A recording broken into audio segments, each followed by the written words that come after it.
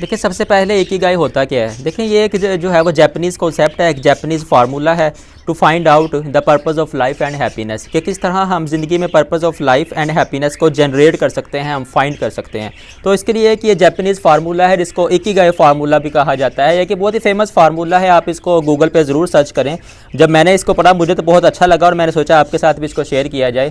तो बेहतर है कि आप इसको ज़रूर गूगल पे सर्च करें। और इसकी एक किताब भी है, अगर आप उसको बाय करना चाहें तो इंटरनेशनल बुक है, उसको आप जो है वो अमेज़ॉन की वेबसाइट से बाय भी कर सकते हैं। इकिगाई बुक के नाम से इसकी किताब है।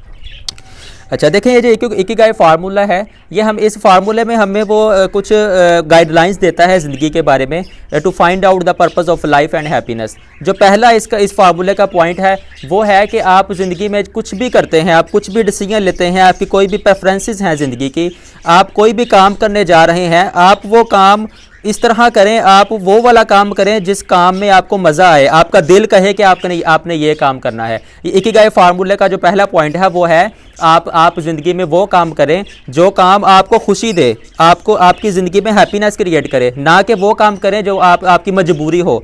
आप काम वो करें जो आपकी मजबूरी ना हो बल्कि आपकी खुशी हो। तो आप खुशी वाला काम करें, जिस काम के साथ आपको मोहब्बत हो, जिस काम के साथ आपको प्यार हो, वो काम करें ताकि आपकी लगन हो उस काम के अंदर। तो ये इकिगाई जो जापानीज़ फार्मूला है, इसका सबसे पहला पॉइंट ये है कि आप वो काम करें जिससे आपको खुशी मिले, आप राहत महसूस करें।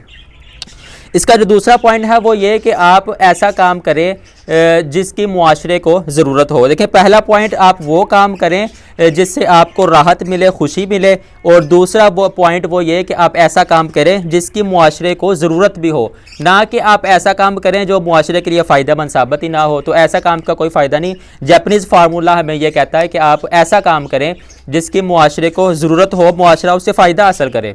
फॉर एग्ज़ाम्पल आप पॉवर्टी पे काम कर लें। आप किस तरह पॉवर्टी को एलिमिनेट कर सकते हैं। देखिए आप पॉवर्टी को एलिमिनेट करने के लिए आप मुख्तलिफ पॉलिसीज़ देंगे, स्ट्रेटजीज़ देंगे आप रिसर्च करने के बाद। तो जो आपकी स्ट्रेटजी होगी, आपकी पॉलिसी होगी, वो लोग उसको अडॉप्ट करेंगे कि किस तरह हम जो है वो डेवलपिंग कंट्री में से पॉवर्टी को एलिमिनेट कर सकते हैं। तो पॉवर्टी को एलिमिनेट करना और रिड्यूस करना जो है वो ये लोग इससे फ़ायदा उठाएंगे। ये आपका काम लोगों के लिए बेनिफिशियल साबित होगा। तो ये जो जापानीज़ फार्मूला है, इकिगाई फार्मूला, ये हमें कहता है कि आप ऐसा काम करें जो लोगों के लिए फ़ायदेमंद साबित हो। उसके बाद जो इकिगाई फार्मूला है वो कहता है कि आप ऐसा काम करें जो आपको अर्निंग भी दे, यानी कि आप उससे पैसा भी कमा सके।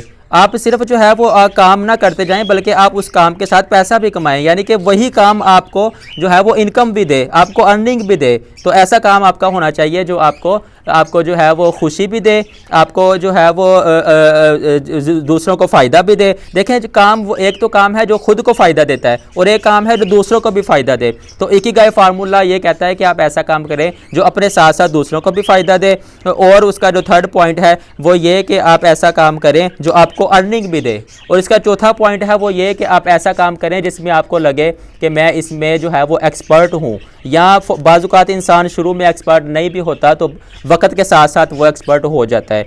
तो इकिगाई फार्मूला कहता है कि आप ऐसा काम करें जो आपको लगे कि आने वाले दिनों में मैं इस काम में एक्सपर्ट हो जाऊंगा, मैं इस काम का एक्सपर्ट बन जाऊंगा। तो आपको ज़िंदगी में ऐसी डिसीजंस लेनी चाहिए, आपको आपकी प्रेफरेंसेस इस फार्मूले पे बेस करनी चाहिए जो है वो जापानीज़ इकिगाई फार्मूला है। तो आप इसको ज़रूर गूगल पे सर्च कीजिएगा और इस कॉन्सेप्ट को ज़रूर समझिएगा, Ikigai formula. Thank you so much.